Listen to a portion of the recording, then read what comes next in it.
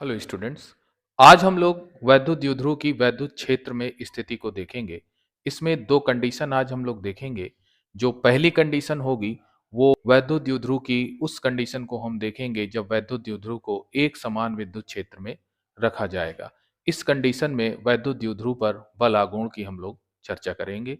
और जो second condition होगी हमारी वो होगी जब वैद्युत द्विध्रुव को एक असमान विद्युत क्षेत्र में रखा जाता है। उस कंडीशन में वैद्युत द्विध्रुव पर लगने वाला बल आघूर्ण और द्विध्रुव पर लगने वाले बल की हम लोग चर्चा करेंगे। दूसरी कंडीशन हम इसके बाद में देखेंगे। तो आइए हम लोग पहली कंडीशन देख लेते हैं। जब वैद्युत द्विध्रुव को एक समान विद्युत क्षेत्र में रखा जाता है तो इसमें हम जैसा कि चित्र में देख रहे हैं कि कोई एक ये वैद्युत द्विध्रुव है ए बी, जो एक समान विद्युत क्षेत्र में थीटा कोण पर स्थित है। ये थीटा कोण पर स्थित है। अब इस द्विध्रुव की जो लंबाई है वो है 2L। इस द्विध्रुव की लंबाई है 2L और जो B पर स्थित आवेश है द्विध्रुव का वो है प्लस Q। इसके कारण इस B पर लगने वाला जो बल होगा उसकी डायरेक्शन विद्युत क्षेत्र की तीव्रता की ही डायरेक्शन में होगी, क्योंकि ये जो आवेश है ये पॉजिटिव है। और इसको हम पिछले लेक्चर में भी देख चुके हैं कि जो प्लस चार्ज होता है उस पर जो लगने वाले बल की जो दिशा होती है वो वैद्युत क्षेत्र की तीव्रता की ही दिशा में होती है। और जो इसका दूसरा आवेश है यानी कि माइनस Q, इस पर जो लगने वाला बल है वो विद्युत क्षेत्र की तीव्रता के विपरीत दिशा में होगा, क्योंकि ये माइनस Q चार्ज है। और हमें पता भी है कि माइनस चार्ज पर जो लगने वाला बल होता है उसकी दिशा विद्युत क्षेत्र की तीव्रता के विपरीत दिशा में होती है। तो इस पर जो बल लगेगा उसकी डायरेक्शन विद्युत क्षेत्र की तीव्रता के विपरीत दिशा में होगी। और इसकी जो वैल्यू होगी वो होगी हमारी माइनस का QE। और इस पर जो लगने वाला बल है उसकी जो वैल्यू होगी वो होगी प्लस का QE। अब यहां पर हम देखते हैं कि जो दोनों बल हैं वो आपस में बराबर हैं और अपोजिट डायरेक्शन में हैं। तो इस कारण ये एक बल युग्म बनाएंगे, जिसके कारण ये द्विध्रुव को क्षेत्र की दिशा में लाने का प्रयत्न करेंगे। टॉपिक को करने के लिए पहले हम लोग मान लेते हैं कि माना एक वैद्युत द्विध्रुव जो एक समान विद्युत क्षेत्र में थीटा कोण पर रखा हुआ है। आप यहाँ पे उसको देख भी सकते हैं। इस स्थिति में जो बल युग्म का आघूर्ण है जिसे हम लोग टाउ से दिखाते हैं वो होगा बल इंटू क्रिया रेखाओं के मध्य की लंबवत दूरी, यानी कि जो दोनों बल हैं उनकी जो क्रिया रेखा है उनके मध्य की लंबवत दूरी। अब देखिए हम लोग BC कैसे ज्ञात करेंगे। तो इसके लिए जो बिंदु A पर लगने वाला बल है इसकी क्रिया रेखा को हम आगे की ओर बढ़ाते हैं और बिंदु B से इस क्रिया रेखा पर एक लंब डालते हैं। वो लंब है मान लीजिए हमारा BC। तो वही हमने यहाँ पर लिखा है क्रिया रेखाओं के मध्य लंबवत दूरी को BC ज्ञात करना है।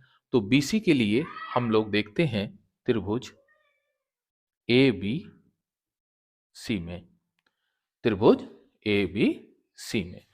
अब देखिए इसमें हम लोग साइन थीटा का यूज करेंगे, क्योंकि साइन थीटा का यूज करने पर हमें लंब भी मिल जाएगी और कर्ण भी मिल जाएगी। इसलिए इसमें हम लोग साइन थीटा का यूज करेंगे। तो साइन थीटा बराबर आप जानते हैं कि ये होता है लंब बटे कर्ण। ये होता है लंब बटे कर्ण। लंब की वैल्यू जो है हमारी वो है BC। ये है BC और जो कर्ण है वो है AB। अब आइए हम BC की वैल्यू निकालते हैं।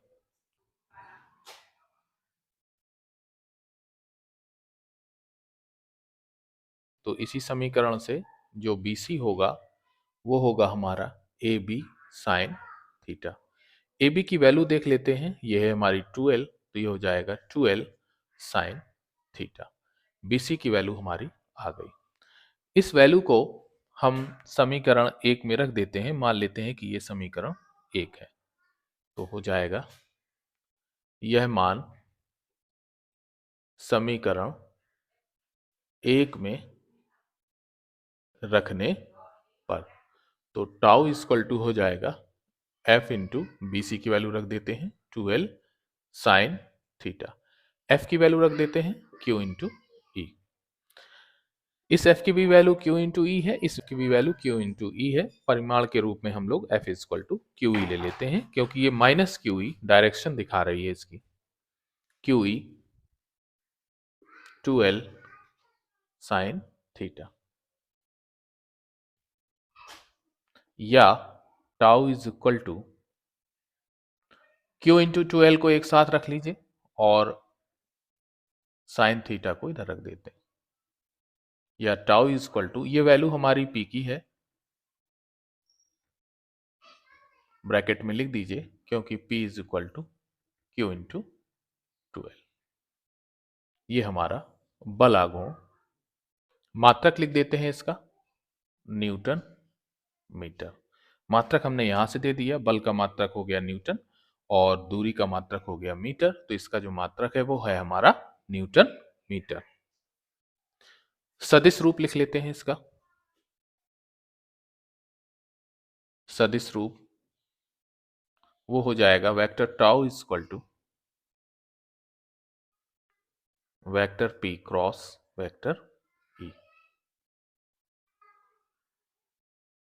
ये हमारा इसका सदिश रूप हो गया। दिशा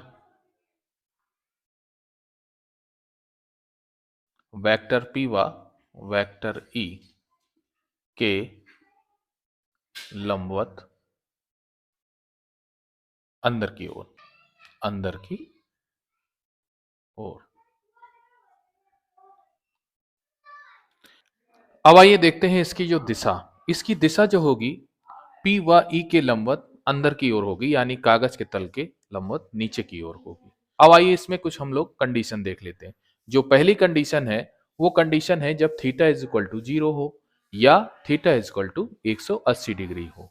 तो इस कंडीशन में अगर हम थीटा की जगह 0 डिग्री रखें तो उस कंडीशन में जो टाउ की वैल्यू होगी वो भी हमारी 0 आएगी, और अगर 180 रखेंगे तो भी हमें टाउ की वैल्यू 0 मिलेगी। और इसे हम यूं भी कह सकते हैं कि जो द्विध्रुव है वो क्षेत्र की दिशा के समांतर है, यानी कि 0 डिग्री वाली पोजीशन है, और समांतर तो है परंतु विपरीत दिशा में रखा हुआ है, यानी कि 180 डिग्री में रखा हुआ है। इन दोनों कंडीशन में जो टाउ की वैल्यू होगी वो होगी हमारी 0, क्योंकि अगर हम थीटा की वैल्यू भी इसमें रख देंगे 0 तो भी टाउ की वैल्यू 0 आएगी, और अगर 180 रख देंगे हम थीटा की वैल्यू तो भी हमें टाउ की वैल्यू 0 मिलेगी। अब जो ये स्थिति है, इस स्थिति में जो टाउ की वैल्यू है वो हमारी शून्य आ रही है, और द्विध्रुव पर कोई बल युग्म कार्य नहीं करेगा इस पोजीशन में, और यही जो है स्थायी संतुलन की अवस्था कहलाती है या साम्य की स्थिति कहलाती है। इस प्रकार हम कह सकते हैं कि जो द्विध्रुव है वो घूर्णी संतुलन में है। अब इसके बाद हम लोग देखते हैं सेकंड कंडीशन। सेकंड कंडीशन में जब थीटा की वैल्यू 90 डिग्री होगी तो उस कंडीशन में साइन थीटा की वैल्यू 1 होगी, और हमको पता है कि जो साइन थीटा की मैक्सिमम वैल्यू होती है वो 1 होती है। इस कंडीशन में जो बल युग्म का आघूर्ण होगा वो हमारा अधिकतम होगा, यानी कि टाउ मैक्सिमम की वैल्यू हो जाएगी हमारी P इंटू ई। इस प्रकार हम कह सकते हैं कि द्विध्रुव पर जो कार्यरत बल आघूर्ण होगा वो हमारा अधिकतम होगा। अब मान लें इसी कंडीशन में कि जो E की वैल्यू है वो 1 न्यूटन प्रति कूलाम है, E की वैल्यू 1 न्यूटन प्रति कूलाम है, तो उस कंडीशन में जो टाउ मैक्सिमम की वैल्यू होगी वो P के बराबर होगी। टाउ मैक्सिमम की जो वैल्यू होगी वो P के बराबर होगी। तो यहीं से हम इसकी डेफिनेशन भी देख सकते हैं कि यदि किसी वैद्युत द्विध्रुव को 1 न्यूटन प्रति कूलाम के एक समान विद्युत क्षेत्र में रखा जाए तो उस पर बल युग्म का जो आघूर्ण होगा वो द्विध्रुव आघूर्ण के बराबर होगा। तो इसकी हम लोग इससे डेफिनेशन भी दे सकते हैं। अब आइए हम लोग कुछ इंपॉर्टेंट नोट देख लेते हैं इसमें, जो बहुत ही इंपॉर्टेंट है। द्विध्रुव पर जो कार्यरत नेट बल होगा वो vector F equal to F1 plus F2 होगा, और F1 की जो वैल्यू है वो हम लोग रख देते हैं, मान लीजिए प्लस क्यू आवेश के लिए है, उसको लिख दिया हमने प्लस क्यू ई। और जो F2 है वो मान लेते हैं कि जो माइनस क्यू आवेश के लिए है उसकी वैल्यू हम लोग रख देते हैं माइनस का क्यू ई। ये दोनों कैंसिल आउट हो जाएंगे, तो हमें जो द्विध्रुव पर लगने वाला जो नेट बल होगा वो हमें शून्य प्राप्त होगा, यानी कि एक समान विद्युत क्षेत्र में रखे द्विध्रुव पर जो कार्यरत बल होगा वो शून्य होगा। दूसरी कंडीशन देख लेते हैं। द्विध्रुव को थीटा कोण घुमाने पर जो आवश्यक बल आघूर्ण होता है वो अभी हम पीछे भी देख चुके हैं कि tau is equal to p sine theta होता है। इस स्थिति में जो प्रत्यानयन बल आघूर्ण होगा वो बाह्य बल आघूर्ण के विपरीत दिशा में होगा, यानी कि हम ये भी कह सकते हैं कि tau is equal to minus p E sine theta, क्योंकि विपरीत दिशा में है तो हमने माइनस लगा दिया। अब यदि P और E कांस्टेंट है तो उस कंडीशन में जो टाउ है ये प्रोपोर्शनल होगा माइनस साइन थीटा के। इस कंडीशन से भी हम लोग दो और कंडीशन हम लोग देख सकते हैं कि यदि द्विध्रुव को थीटा कोण तक विस्थापित करके हम छोड़ दें तो वो जो है दोलन गति करेगा। और जो दूसरी कंडीशन है उस कंडीशन में यदि साइन थीटा की value approx equal to theta के हो तो उस कंडीशन में जो टाउ है वो हो जाएगा हमारा माइनस पीई थीटा। जो टाउ है वो हो जाएगा माइनस पीई इंटू थीटा, क्योंकि जो साइन थीटा की वैल्यू है वो हम लोगों ने अप्रॉक्स इक्वल टू थीटा के लिए है। इस कंडीशन में क्या होता है कि जो द्विध्रुव की गति होती है वो कोणीय सरल आवर्त गति होगी। किस कंडीशन में? जब साइन थीटा की जो वैल्यू है वो अप्रॉक्स इक्वल हो जाए आपके किसके? थीटा के। तो इस कंडीशन में द्विध्रुव की जो गति होगी वो हमारी कोणीय सरल आवर्त गति होगी। अब इसकी तीसरी और बहुत इंपॉर्टेंट कंडीशन देख लेते हैं जो कि आपके कंपटीशन के लिए भी बहुत ही इंपॉर्टेंट है। वो ये है कि यदि द्विध्रुव का घूर्णन अक्ष के परितः जड़त्व आघूर्ण आई हो तो इसका जो आवर्तकाल होगा उसके लिए आप जो फार्मूला यूज करेंगे वो यूज करेंगे t is equal to two pi under root I upon p E. तो इस प्रकार हमने द्विध्रुव को एक समान वैद्युत क्षेत्र में रखने पर उससे रिलेटेड सभी प्रकार की कंडीशंस को बहुत ही अच्छी तरीके से देखा है। और इंटरमीडिएट जो बोर्ड का एग्जाम है उसमें तो आपको ये सारी कंडीशंस की जरूरत नहीं पड़ेगी। उसमें तो केवल दो कंडीशंस आपकी होंगी, यानी कि theta is equal to 0 degree या 180 डिग्री या theta is equal to 90 degree. यहाँ तक आप उसको सॉल्व कर सकते हैं। बाकी ये जो कंडीशन हमने आपको नोट लिखाए हैं ये सारे नोट आपके कंपटीशन की दृष्टि से बहुत ही इंपॉर्टेंट। तो चलिए अब मिलते हैं अगले लेक्चर।